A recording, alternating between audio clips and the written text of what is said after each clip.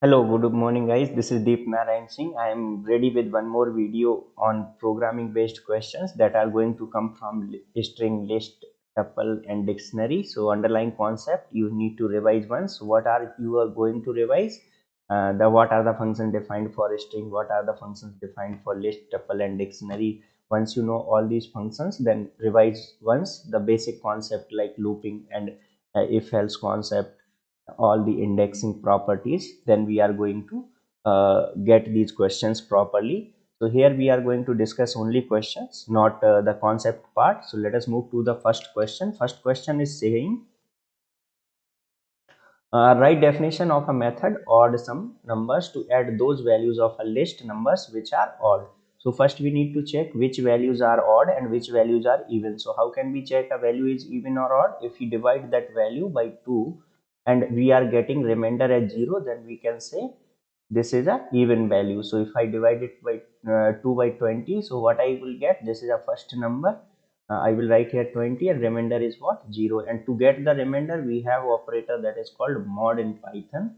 This mod operator or modulus operator will give me the remainder. So let us write the function. How function will be declared? Function will be declared with the help of def keyword. We will write the function name and this is the argument which is being passed to the function, one argument. And then we are going to declare a variable which will hold the sum of odd numbers that is initialized to 0 here. Now our job is to iterate over this list of numbers which has been passed through the argument and find out that a particular element in this list is even or odd. So let us use the for loop to iterate over this list, and remember we are iterating over the elements because on any sequence we can iterate in two ways. One way is through indexes, another way is through the elements. So here we are iterating through element. So I will be assuming the values in each iteration one by one, like 20 for next iteration, 40 for next iteration, 10 for next iteration, 5 for next 12 and for next 11. Like that it will go, and when the list will exhaust, this for loop will be over. Now our job is to check that the number is odd or not. So how can we check that number is odd? We should write a if condition that if I mod 2 is not equal to 0. That means what? If it is 0, then it is a even number. If it is not equal to 0, then it is a odd number. Then we are going to add that I value into the sum variable. And this, how many times we will do this? We will check this condition for all the elements in the list, and at the end what I will get? At the end I will get the sum of all odd numbers in the variable s. So let us write that if condition here. If I mod 2 is not equal to 0, then s equal to s plus I. Okay, because it is an odd number, so we need to add that number into my sum variable. Once this loop is exhausted, we are going to print the value of s, which is the sum of odd numbers. Now we will write the main code where we will declare a list and pass this list in the function call. So this is what the function call is. So this is what function call. Here we are calling this function ODDSum and we are passing this list of numbers. Remember, this is what? This is called actual parameter or actual argument. What it is called? Actual argument. And what it is called? It is called formal argument. So this is what? Formal argument. They are also called actual parameters and formal parameters. So this is the answer for first question. Let us move to the second question. Given a nested tuple tup1 where it has the three elements in it, each element is of type tuple. Write a program that display the mean of individual elements. So what is the mean? Mean formula you have studied in your 10th class. Sum of numbers or sum of numbers upon count of numbers.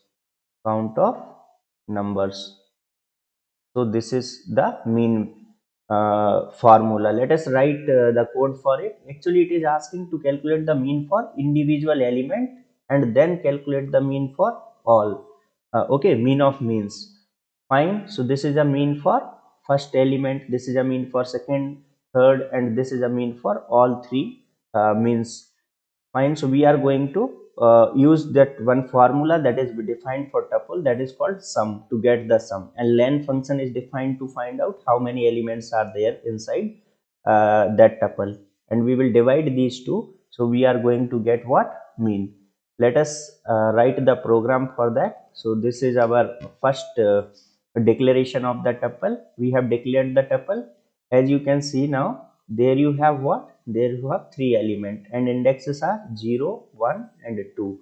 Next is to store the mean. So we have to declare some variable.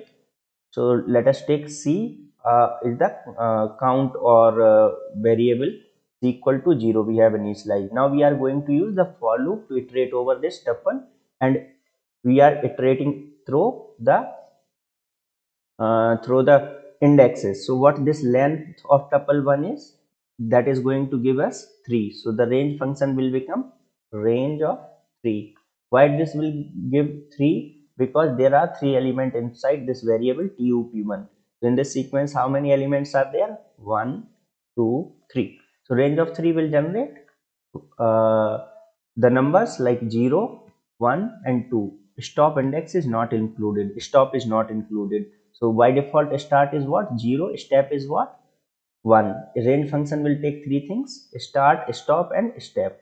So start will be 0, stop is 3 and step is by default 1. By default start is 0. So this is what we are going to get. Now our I value will assume 0 first, 1 second and 2 third.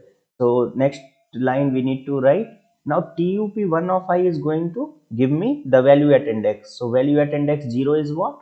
That is the tuple 1, and that tuple 1 or 2. So this is going to calculate the sum of first element and then a length of that. So like that it is going to calculate the mean for the first iteration.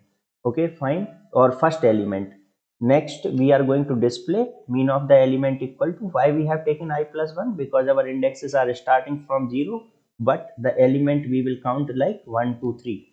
So that's why 0 plus 1 is going to be 1, and the next time, so what the values I plus 1 will be? I plus 1 will be like 0 plus 1, 1 plus 1, 2 plus 1. So that is going to give us 1, 2 and 3, and these are our three elements.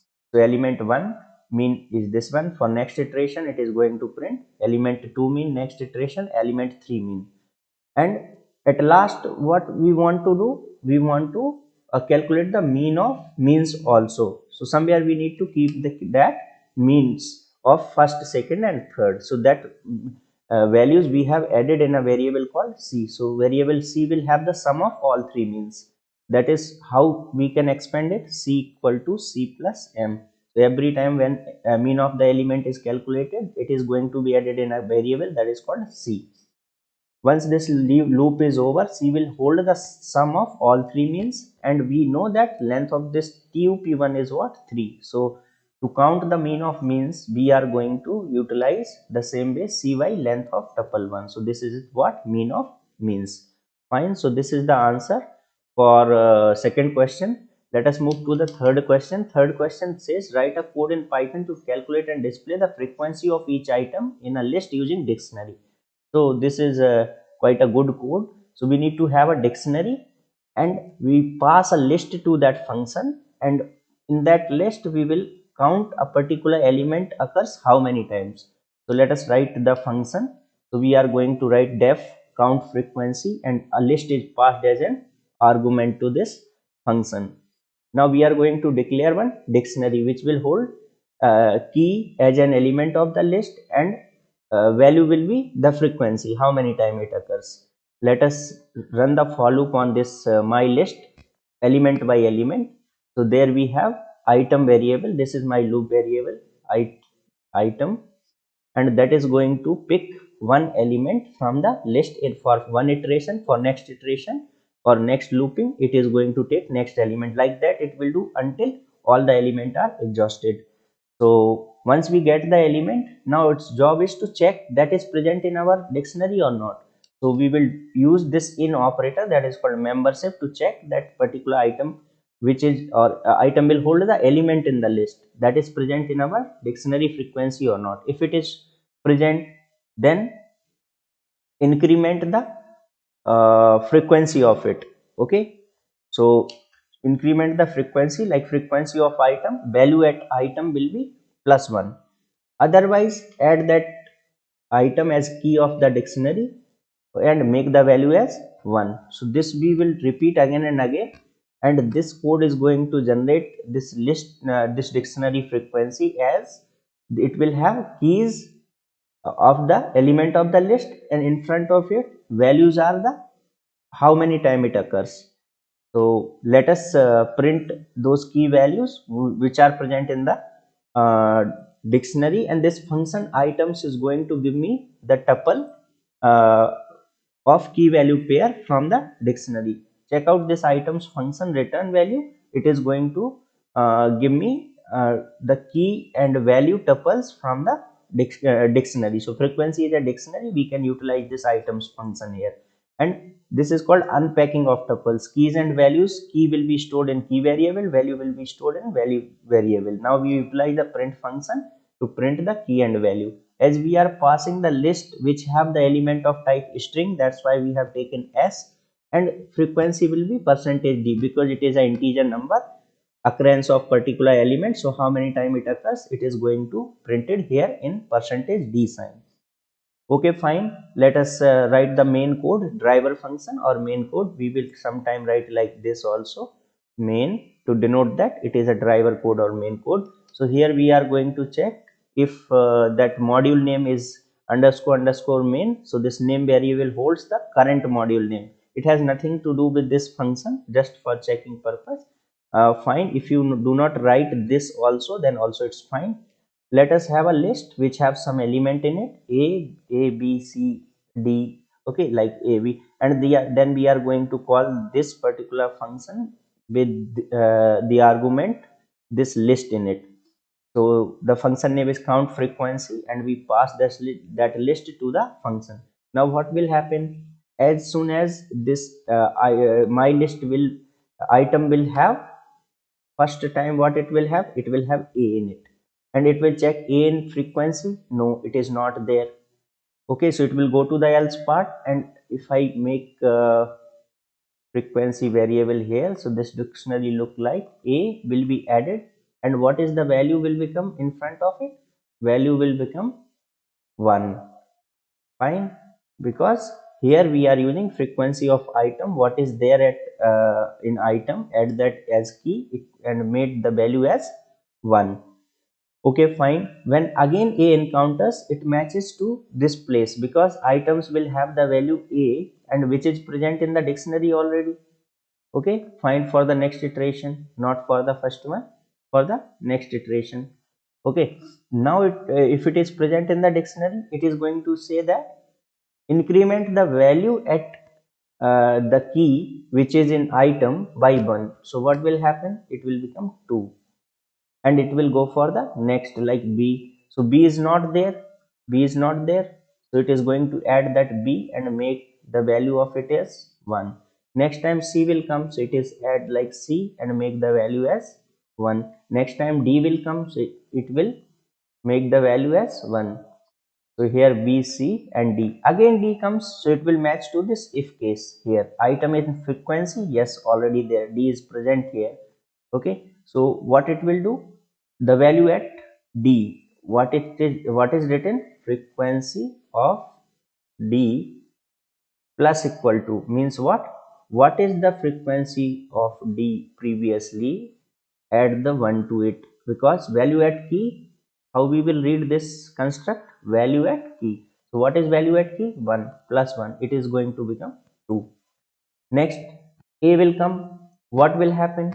Same case, if it check items in frequency, yes, that is present here, so we are going to increment the value to 3. Next b will come, so we are going to increment the value at b to 2. So this is the final dictionary which we will have, and items will give me the pair of key value in the form of tuple that is going to be printed using this for loop.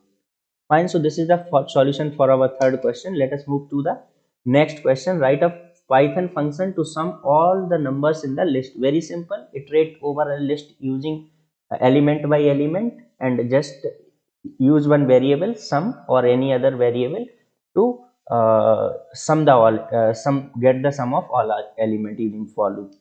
So let us have total equal to 0. We have a list and then we are going to use for loop. Okay, element in range 0 to length of the list. So they are trying to, I think, rather than just they can take list 1 here, but let us see what code has written for this particular thing. Raise all.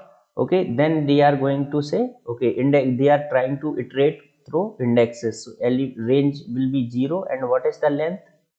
1 2 3 4 5. There you will get 5. So what is the range function output in that case? 0 1 2 3 and 4. This is what you get out of the range function. Element will have 0 1 2 3 4 like this. So it is like list 1 of 0 1 of 1 1 of 2 1 of 3 1 of 4. So value at index 0, index 1, index 2, index 3 and index 4, what it will generate? It will generate like 8, and then we have 2, then you have 3, then you have 0, then you have 7.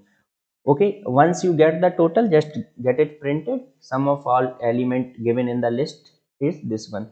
The for loop can be written in another way, and that is what? For e in directly list 1, and this is what we are trying to iterate over element by element. So next job is total equal to total plus e, and that is going to give me the desired output, which is produced by this code also. So remember, we can always iterate over a list in two ways, or any sequence in two ways, using these indexes or through element by element. So this is the answer for fourth question. Let us move to the fifth. Write a program that reads a string and check whether it is a palindrome or not. So here we will use the job of slicing purpose. We already know how to slice a string.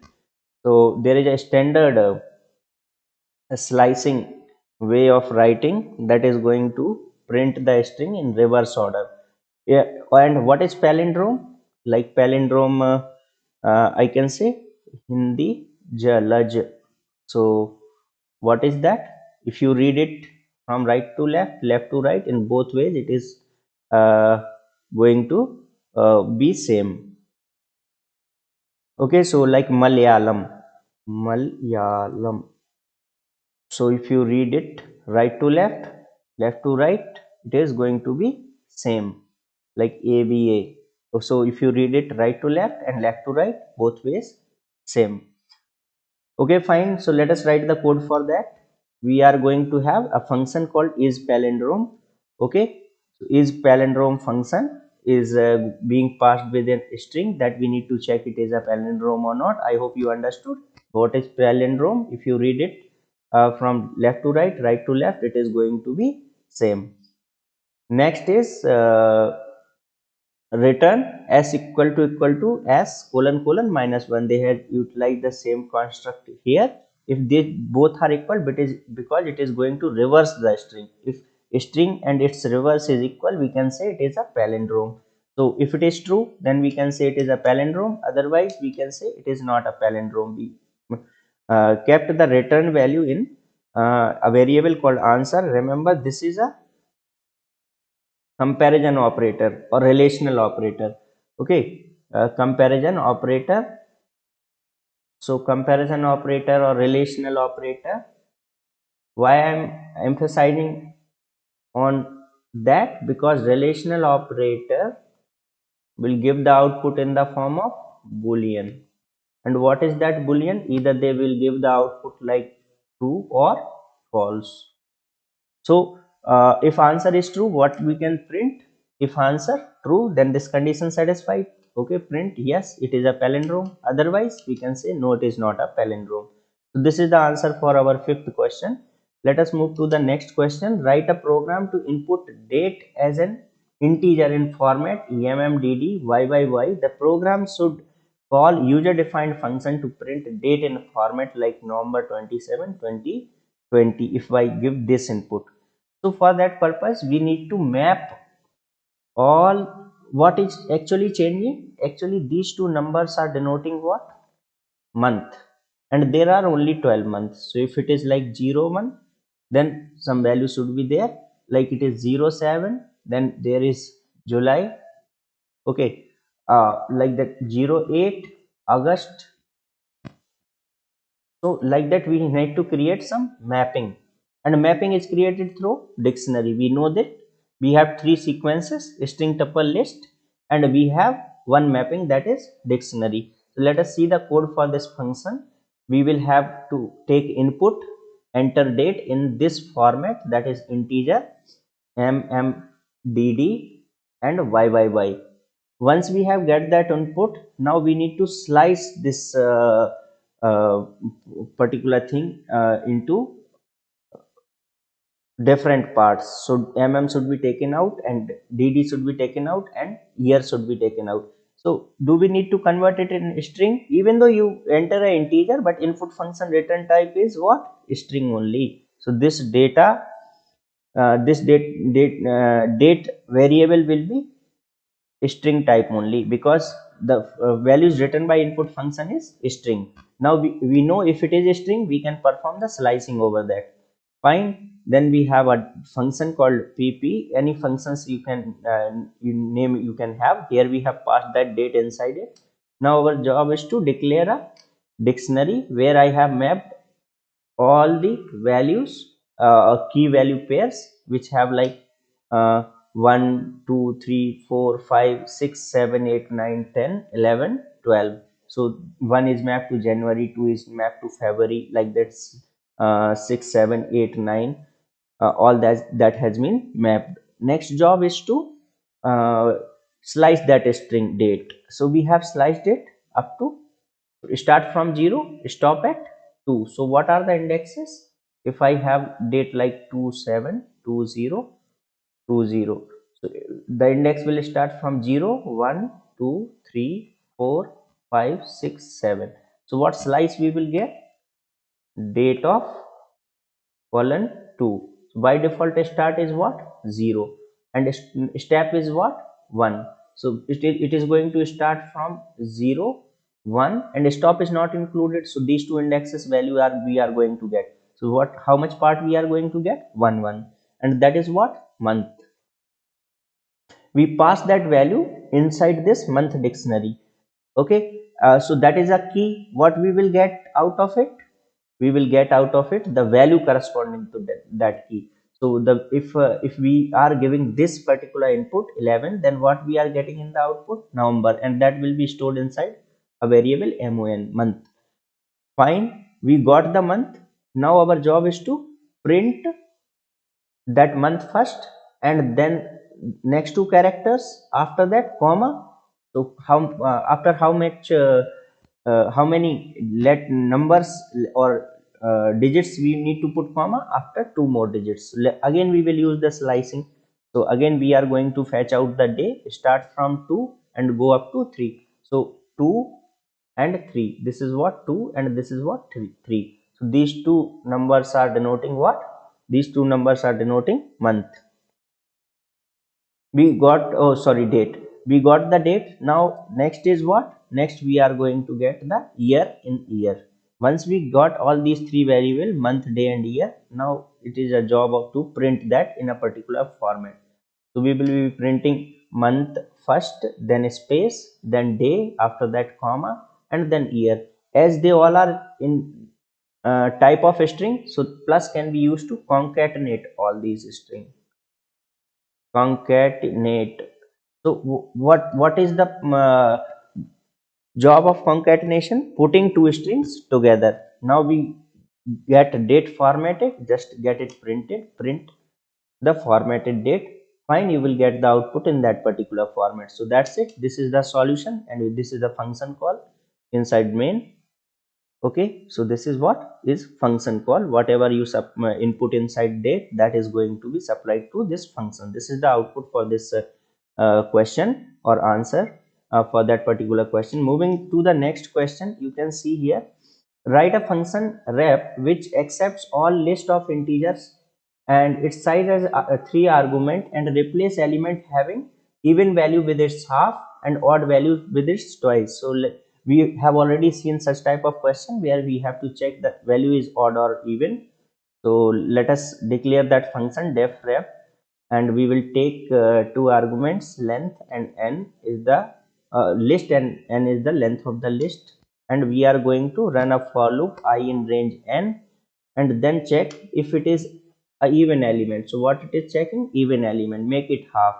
So L of I equal to L of I by 2. L of I equal to L of I by 2. That will be expanded in the same way.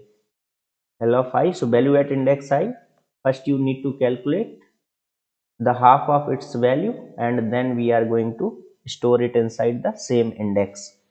Okay, fine. If it is odd, make it twice. So just L of I will be made to its twice if it is odd. If it is not even, obviously it should be odd. Fine, we have calculated these two things, and as it is list, so list is mutable, and when you pass a mutable object to a function, their reference is passed, not uh, a copy of it is created. Actually what is passed? Reference is passed. So that will be reflecting in your main also, and we have printed that list. So that's it. This is the solution for this particular question. Program to swap adjacent element of the list. We have also seen this type of question in first part of this video, this particular category of questions video, but let us see it again. Okay, fine. We have list. Okay, so eval function is used to convert this variable type to a particular value which is being entered. If you enter a list, the type of a will be list. If you enter a tuple, type of a will be tuple. If you enter a string, type of a will be string. If you enter integer, type of a will be integer. So it will analyze what type of value you are giving in input. Based on that, it converts the type of this particular variable. Okay, let us move ahead. We have calculated the length of the list. Then we are going to check if it is even length or odd length list. Why? Because we want to swap adjacent element. Let us have some example here. If I have a even length list 10, 20, 30, 40.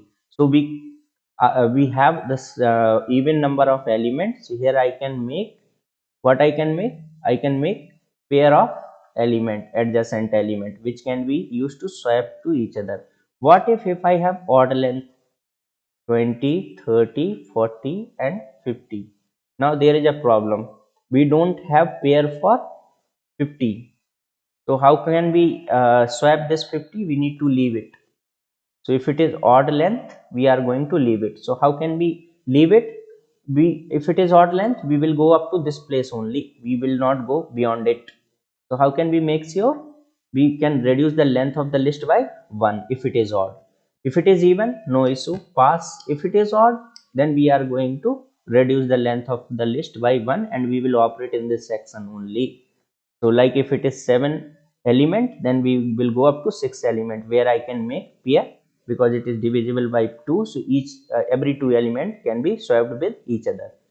Once we have completed this job, now our for loop will run I range from 0 to L to 2 because we want to jump the I the index to 2 position ahead. Once these two has been over, now our index should not go to this point because that has been already swapped with the first element. If we make 2010, now our index should start from here to this place. Okay, so the difference or step will be what? +2. So here we have taken +2. Now whatever at index I, we are going to take that value inside a variable b, temporary variable. So whatever at index I we will take inside b, that will become 30. Fine. And then we will be taking a variable c where we are going to store I plus 1. So 40 will be stored in I plus 1, and then a of I will be stored with c. So a of I will be stored with I plus 1. Rather than using this c variable here, you can directly use a of I here also. So that will be updated with a of I plus 1 because a of I value you have already kept inside a variable b. Okay, fine. This way is also okay. Once you have done that, now next job is to update the a of I plus 1 location with b. So a of I plus 1 location with b. So what is happening? We are storing c in a of I.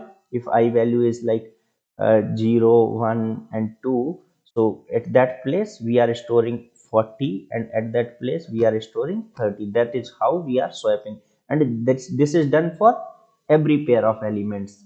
When this job is over, means this for loop will finish.